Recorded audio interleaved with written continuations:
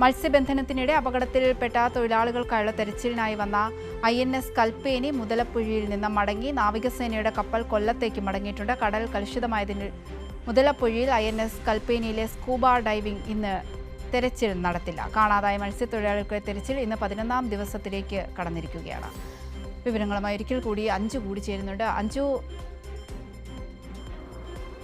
അഞ്ജു, ഈ തൊഴിലാളികളെ കാണാതായിട്ട് ഇന്നേക്ക് 11 ദിവസമാവുകയാണ്. ഇന്ന് തെരച്ചിൽ തുടരില്ല. ഈ കടൽ പ്രക്ഷുബ്ധമായതിനെ തുടർന്ന് തെരച്ചിൽ തുടരില്ല എന്നാണ് അറിയാൻ കഴിയുന്നത്.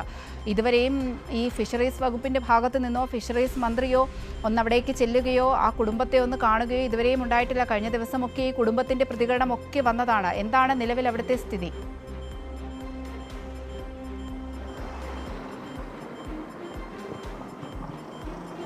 അവധിക 11ാം ദിവസമാണ് ഈ വിഴിഞ്ഞത്ത് നിന്ന് കാണാതെ പോയ ജോണിനായും അതുപോലെ തന്നെ മുതലപ്പുഴയിൽ നിന്ന് കാണാതായ ഷിജിനായും നീണ്ടകരയിൽ നിന്ന് കാണാതായ ഗൗതമിനായുമുള്ള തിരച്ചിൽ 11ാം ദിവസമാണ് ഇന്ന് പുരോഗമിക്കുന്നത്. അതിൽ ഏറ്റവും കൂടുതൽ ദുഃഖകരമായ ഒരു കാര്യം എന്ന് പറയുന്നത് ഷിജിനായുള്ള തിരച്ചിൽ രാവിലെ നടത്തണമെന്നാണ് കുടുംബത്തിൻ്റെ ഒരു ആവശ്യം എന്ന് പറയുന്നത്. മുതലപ്പുഴയിൽ നിന്നാണ് ഷിജിനെ കാണാതാവുന്നത്.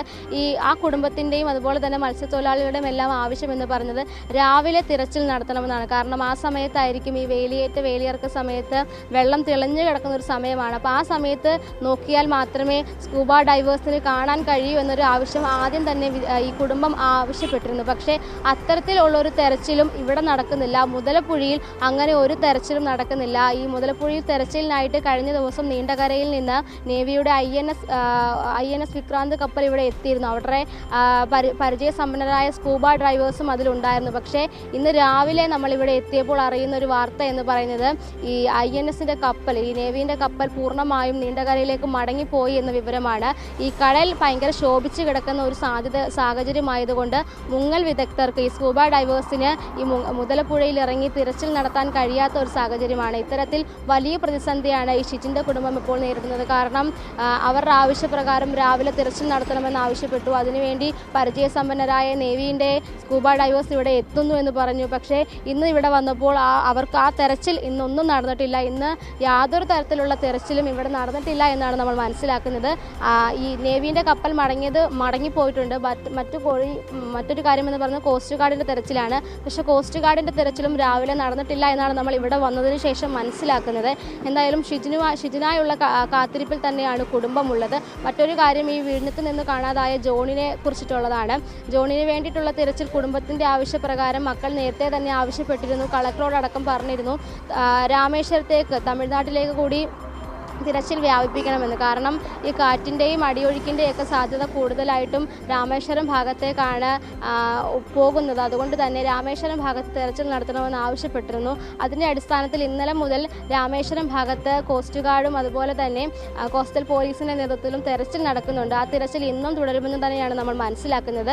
പക്ഷേ ജോണിനായുള്ള കാത്തിരിപ്പിൽ തന്നെയാണ് ഈ കുടുംബം. അതിനിടയിൽ മറ്റൊരു സുപ്രധാന കാര്യം എന്ന് പറയുന്നത് ഇന്ന് ഫിഷറീസ് വകുപ്പ് മന്ത്രിയുടെ നേതൃത്വത്തിൽ ഒരു യോഗം ചേരുന്നുണ്ട് ഉദ്യോഗസ്ഥർ. അത് മന്ത്രിയുടെ ചേംബറിൽ തന്നെയാണ് ഇന്ന് ആ യോഗം രാവിലെ ചേർന്നത്. ആ യോഗത്തിലായിരിക്കും ബാക്കി കാര്യങ്ങളൊക്കെ വിലയിരുത്തുക. പക്ഷേ അതിലെടുത്തു പറയേണ്ട മറ്റൊരു കാര്യം എന്ന് പറയുന്നത് ഈ 3 മത്സ്യത്തൊഴിലാളി കുടുംബങ്ങളും ഇത്രയും കഷ്ടതയിൽ ഇവിടെ കഴിയുമ്പോൾ 11 ദിവസമായി അവരുടെ ഉറ്റവർക്ക് വേണ്ടിയുള്ള കാത്തിരിപ്പ് തുടരുമ്പോൾ ഫിഷറീസ് വകുപ്പ് മന്ത്രിയോ അവരുടെ വീടുകളിലെത്തി അവരെ ഒന്ന് ആശ്വസിപ്പിക്കാനോ അല്ലെങ്കിൽ എന്തൊക്കെ നടപടികളാണ് അവർ ഇതുവരെ സ്വീകരിച്ചത് എന്നുള്ള കാര്യം പറയാനോ അവരെ പറഞ്ഞു മനസ്സിലാക്കാനോ ഒന്നും ഇതുവരെ ഫിഷറീസ് വകുപ്പ് മന്ത്രിയായിട്ട് അബ്ദുൽ ഗഫൂറിന് സാധിച്ചിട്ടില്ല.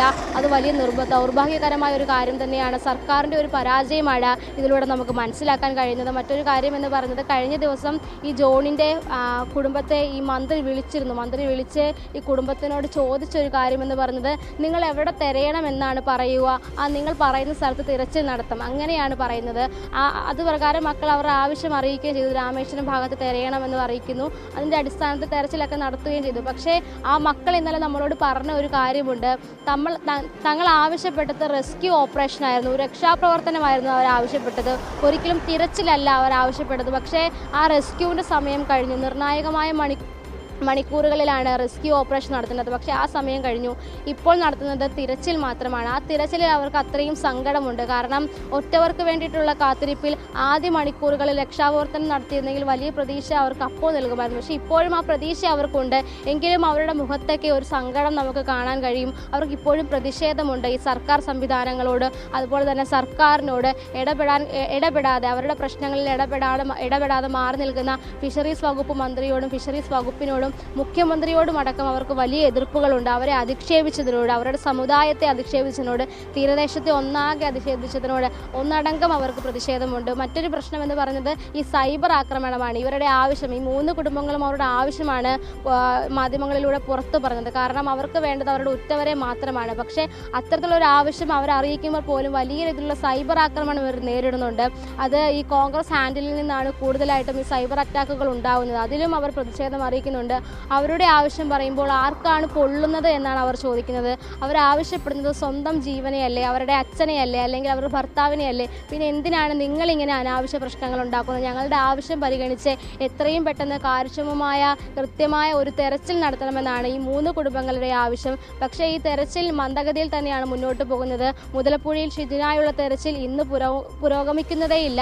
അതുപോലെ തന്നെയാണ് ജോണിൻ്റെ കാര്യത്തിൽ എടുത്തു നോക്കുകയാണ്, രാമേശ്വരത്തേക്ക് തിരച്ചിൽ നീട്ടിയിട്ടുണ്ട്. പക്ഷേ ഈ 11ാം ദിവസമാണ്. അതാണ് ആ കുടുംബത്തെ ഏറ്റവും കൂടുതൽ പ്രതിസന്ധിയിലാക്കുന്നത്. നീണ്ടകരയിലെ കാര്യം നോക്കിയാലും അതും അങ്ങനെ തന്നെയാണ്. ഗൗതമിന് വേണ്ടിയിട്ടുള്ള തിരച്ചിലും ഇന്ന് തുടരുക തന്നെയാണ്. അവന്തിക. ശരി, അഞ്ചുമാണ്.